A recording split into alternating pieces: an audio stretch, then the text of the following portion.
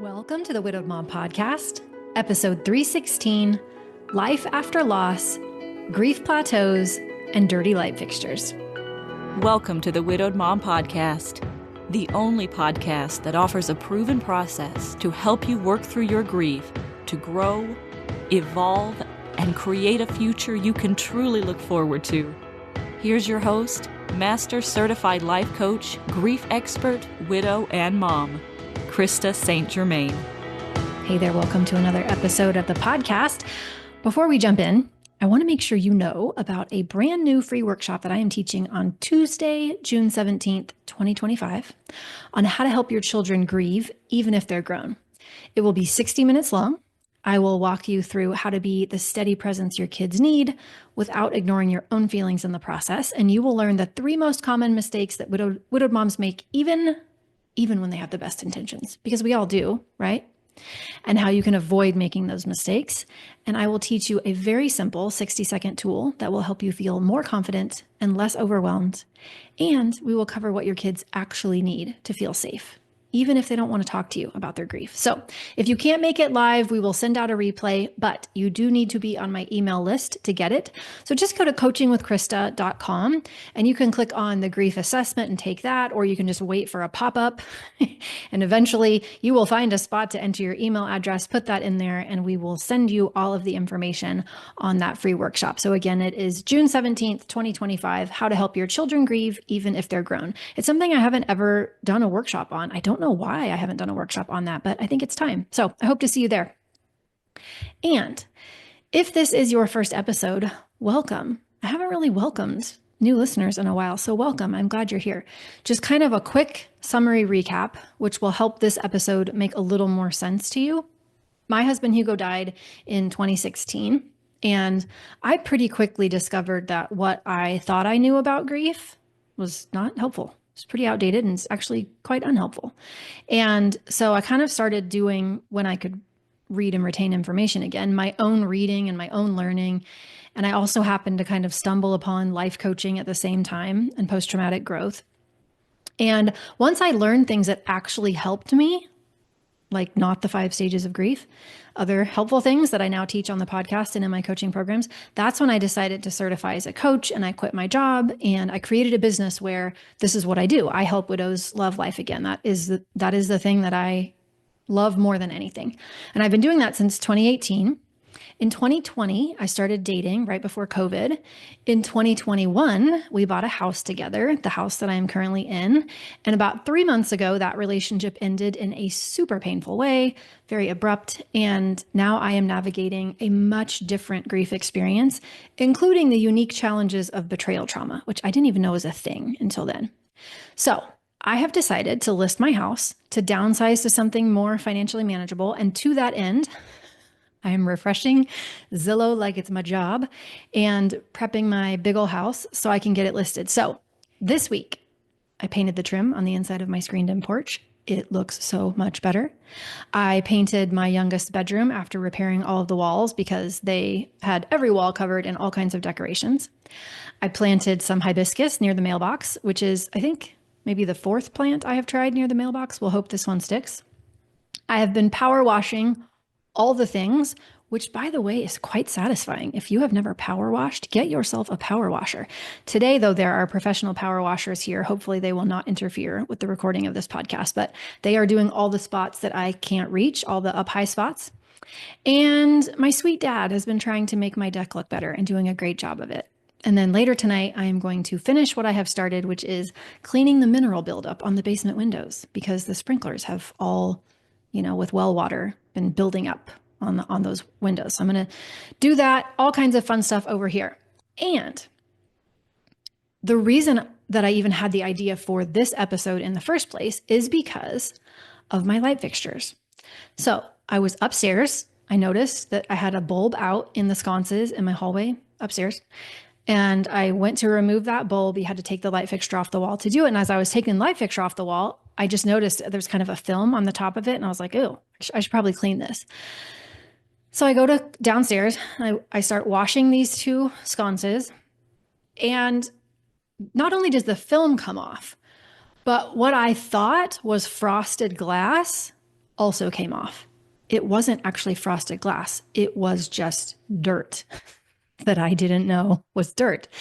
Now, all of my light fixtures match. They're all matchy-matchy. So the two that hang over the island and the ones that are in the breakfast nook and the ones in the dining room and there's sconces in the formal living room. So all of these fixtures and the wheels started spinning in my mind, right? I was like, oh my gosh, does this mean that the lights over the island, which are these big, beautiful lights, have the same dirt on them? Is it possible that the spots I think are frosted are actually clear?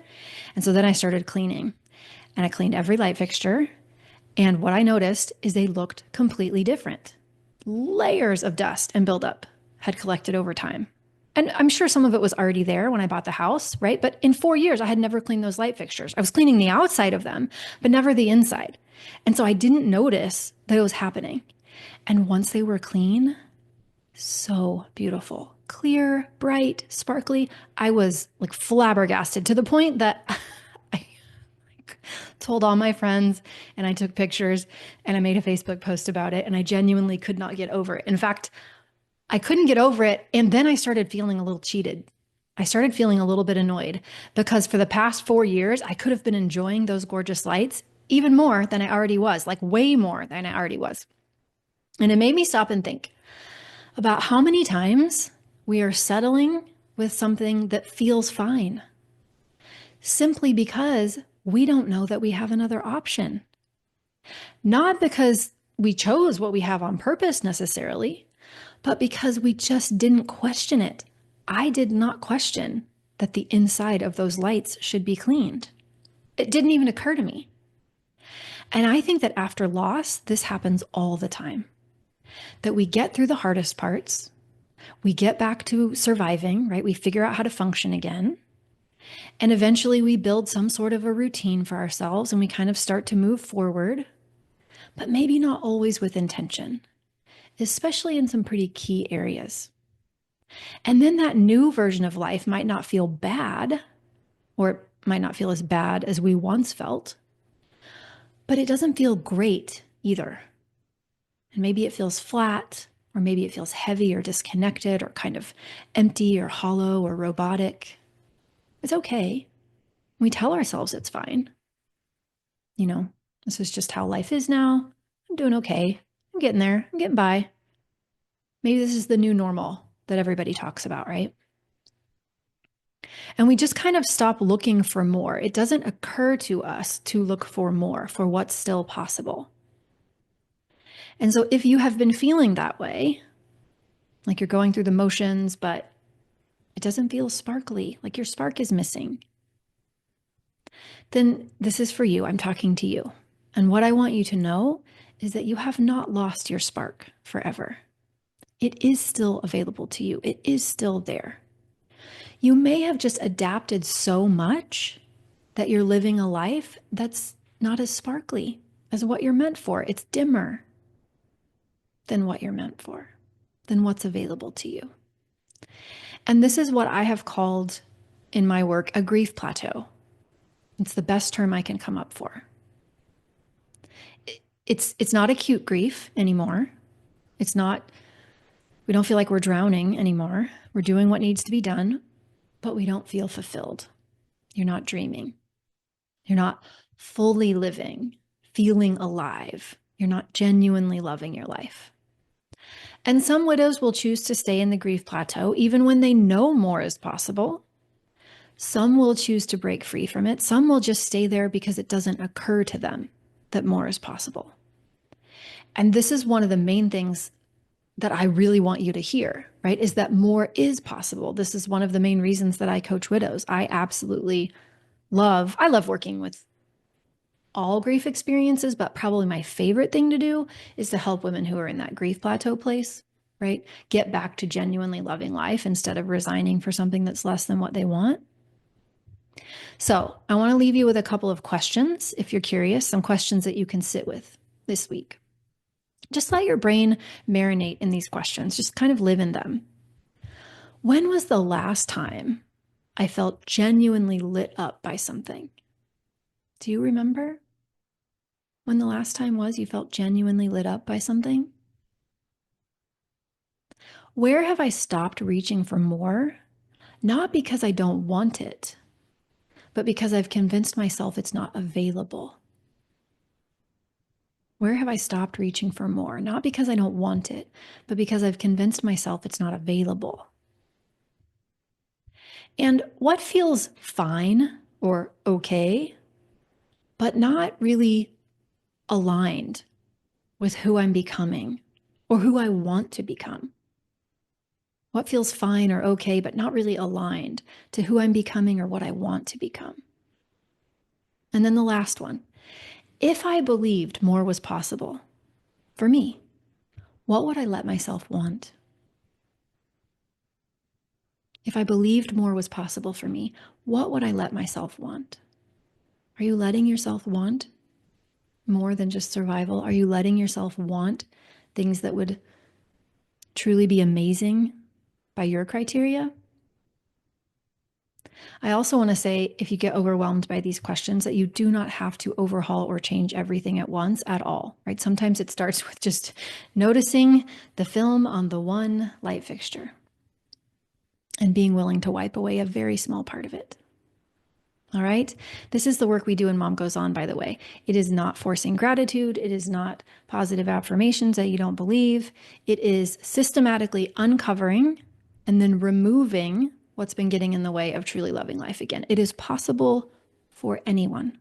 Also, we have amazing scholarships. If you have been not applying for Mom Goes On because of the cost, maybe you don't know that we have amazing scholarships now. So definitely check that out. So if you're feeling stuck in a grief plateau, I would love to invite you to apply for a spot in Mom Goes On. When you do, you will get access to a free private training, which by itself is pretty dang good, if I do say so myself. And you can get that by going to coachingwithkrista.com and then clicking on the Work With Me tab.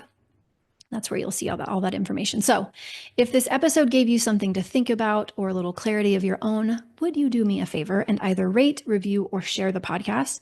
It is how other widowed moms find their way here, and I would be quite grateful if you passed it along to someone who might need it.